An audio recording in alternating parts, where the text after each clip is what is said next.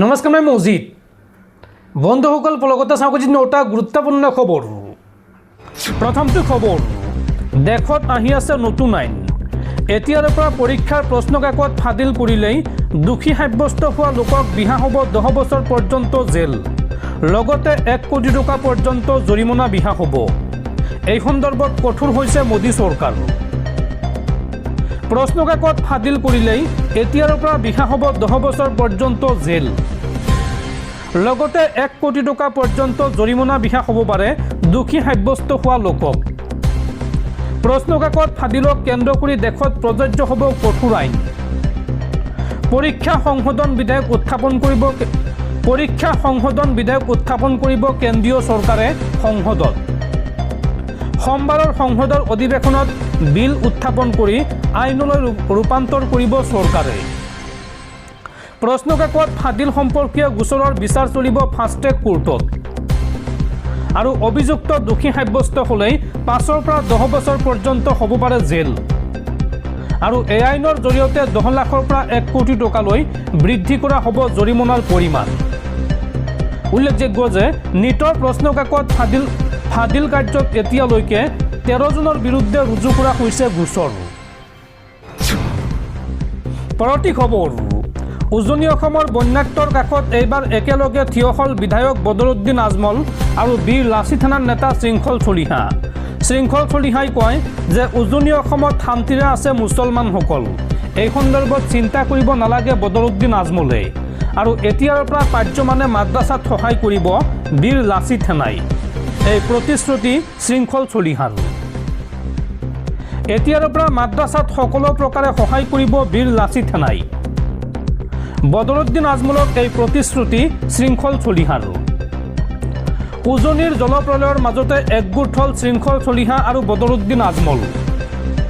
শিৱসাগৰত থকা সকলো খিলঞ্জীয়া মুছলমান শান্তিৰে আছে। আজমলে এই সন্দৰ্ভত কোনো ধৰণৰ চিন্তা কৰিব নালাগে, এই বুলি মন্তব্য কৰে শৃংখল চলিহাই। পৰৱৰ্তী খবৰ, কক্সত জনতা পাৰ্টি চুমুকৈ CJPৰ প্ৰতিবাদক লৈ এইবাৰ মুখ খুলিছে ৰাজ্যৰ মুখ্যমন্ত্ৰী হিমন্ত বিশ্ব শৰ্মাই। হিমন্ত বিশ্ব শৰ্মাই এই সন্দৰ্ভত কয় যে প্ৰতিবাদ কেতিয়াও ৰাজনীতি হ'ব নালাগে। অসমত CJPৰ প্ৰতিবাদৰ কোনো অৰ্থ নাই। এই মন্তব্য মুখ্যমন্ত্ৰী হিমন্ত বিশ্ব শৰ্মাৰ। দৰ্শকসকল, আৰু বহুতো গুৰুত্বপূৰ্ণ খবৰ আছে। তাৰ আগতে আপোনাক জনাওঁ যে যদি আপুনি এতিয়ালৈকে এইটো ভিডিঅ'ত লাইক কৰা নাই তেন্তে এতিয়াই ভিডিঅ'টোত লাইক কৰি দিয়ক, আৰু এনেকুৱা ধৰণৰ ভিডিঅ'সমূহ নিতৌ চাবলৈ চেনেলটো ছাবস্ক্ৰাইব কৰি কাষত থকা বেল আইকনটো প্ৰেছ কৰি ৰাখক। পৰৱৰ্তী খবৰ, হঠাৎ ৰাষ্ট্ৰপতিৰ পদত্যাগ। চুবুৰীয়া ৰাষ্ট্ৰ বাংলাদেশৰ ৰাষ্ট্ৰপতি মহম্মদ শ্বাহাবুদ্দিনৰ পদত্যাগ। শুকুৰবাৰে বিয়লি অধ্যক্ষৰ ওচৰত দাখিল কৰে পদত্যাগ পত্ৰ। কিহৰ কাৰণে হঠাৎ ৰাষ্ট্ৰপতিগৰাকীয়ে পদত্যাগ কৰিলে সেয়া এতিয়াও জানিব পৰা হোৱা নাই। উল্লেখযোগ্য যে কাৰ্যকাল 2 বছৰ বাকী থকা অৱস্থাতে ৰহস্যজনকভাৱে ৰাষ্ট্ৰপতি পদৰ পৰা পদত্যাগ কৰিছে মহম্মদ শ্বাহাবুদ্দিনে। পৰৱৰ্তী খবৰ, অত্যাধিক সুৰা আৰু ড্ৰাগছ সেৱনৰ ভয়ংকৰ পৰিণতি। লণ্ডনত প্ৰাণ গ'ল ছৌদি আৰবৰ ৰাজকুমাৰৰ। মাত্ৰ 29 বছৰ বয়সত মৃত্যু ছৌদি আৰবৰ ৰাজকুমাৰৰ। লণ্ডনৰ এখন বিলাসী হোটেলত উদ্ধাৰ হৈছে ৰাজকুমাৰৰ মৃতদেহ। অতিৰিক্ত পৰিমাণৰ ড্ৰাগছ আৰু সুৰা সেৱনৰ ফলত মৃত্যু হৈছে ৰাজকুমাৰগৰাকীৰ। হৃদযন্ত্ৰৰ ক্ৰিয়া বন্ধ হৈ মৃত্যুৰ মুখত পৰে ছৌদি আৰবৰ ৰাজকুমাৰ। মৃত্যু হোৱা ৰাজকুমাৰগৰাকীৰ নাম Abdullah bin Fahad bin Abdullah bin Abdullah জিজ বিন জালাউজি আল ছাউদ। পৰৱৰ্তী খবৰ, অহা 28 জুলাই পৰ্যন্ত ৰাজ্যত হ'ব মুষলধাৰ বৰষুণ। আগন্তুক 5 দিনলৈ বতৰ বিজ্ঞান কেন্দ্ৰৰ এলাৰ্ট জাৰি। এই সময়ছোৱাত অসমৰ লগতে অৰুণাচল, মেঘালয় আৰু নাগালেণ্ডত হ'ব পাৰে বৰষুণ। এই আগজাননী বতৰ বিজ্ঞান কেন্দ্ৰৰ। অহা 28 জুলাই পৰ্যন্ত ৰাজ্যত অব্যাহত থাকিব মুষলধাৰ বৰষুণ। আগন্তুক 5 দিনলৈ বতৰ বিজ্ঞান কেন্দ্ৰৰ এলাৰ্ট জাৰি। অসমৰ লগতে অৰুণাচল, মেঘালয় আৰু নাগালেণ্ডত এই সময়ছোৱাত হ'ব পাৰে বৰষুণ। হঠাৎ অহা বান আৰু ভূমিস্খলনৰ প্ৰতি সজাগ থাকিবলৈ প্ৰশাসনৰ আহ্বান জনসাধাৰণক নিৰাপদ স্থানত থাকিবলৈ বতৰ বিজ্ঞান কেন্দ্ৰৰ পৰামৰ্শ। পৰৱৰ্তী খবৰ, কেন্দ্ৰীয় মন্ত্ৰী ৰণজিৎ সিং বিট্টুৰ পদত্যাগ। কেন্দ্ৰীয় ৰেল ৰাজ্য মন্ত্ৰীৰ পৰা পদত্যাগ মন্ত্ৰী ৰণজিৎ সিং বিট্টুৰ। ৰাষ্ট্ৰপতি দ্ৰৌপদী মুৰ্মুৱে গ্ৰহণ কৰে পদত্যাগ পত্ৰ।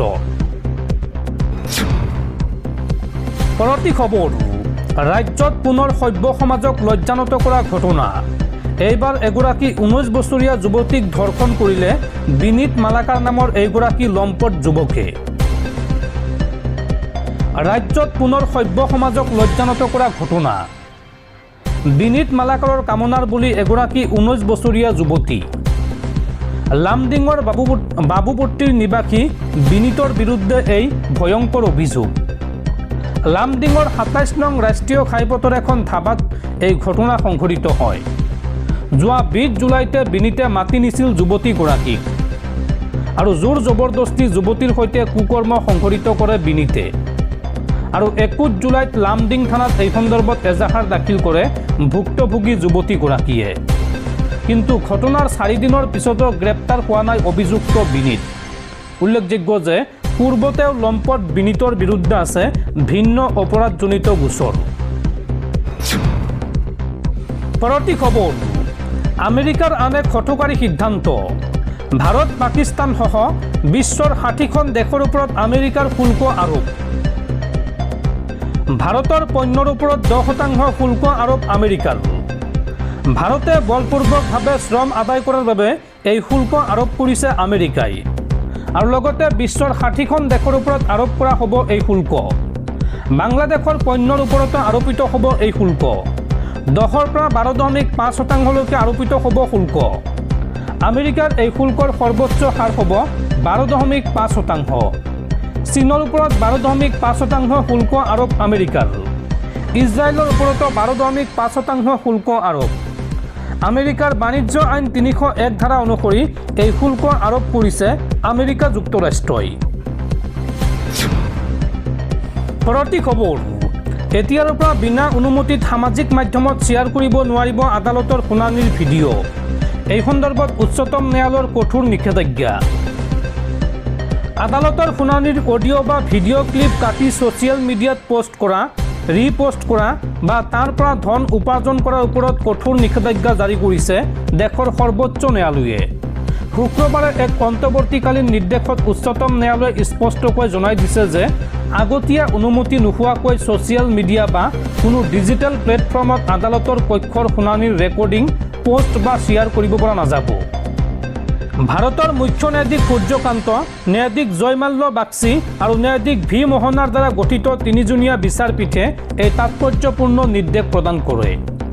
আইনী সংবাদ ভিত্তিক ৱেবছাইট লাইভ ল'ৰ প্ৰতিবেদন অনুসৰি এতিয়াৰ পৰা উচ্চতম ন্যায়ালয় বা যিকোনো উচ্চ ন্যায়ালয়ৰ শুনানিৰ অডিঅ' বা ভিডিঅ' ক্লিপ ৰাজহুৱাভাৱে শ্বেয়াৰ কৰিবলৈ হ'লে আদালতৰ আগতীয়া অনুমতি লোৱাটো বাধ্যতামূলক হ'ব।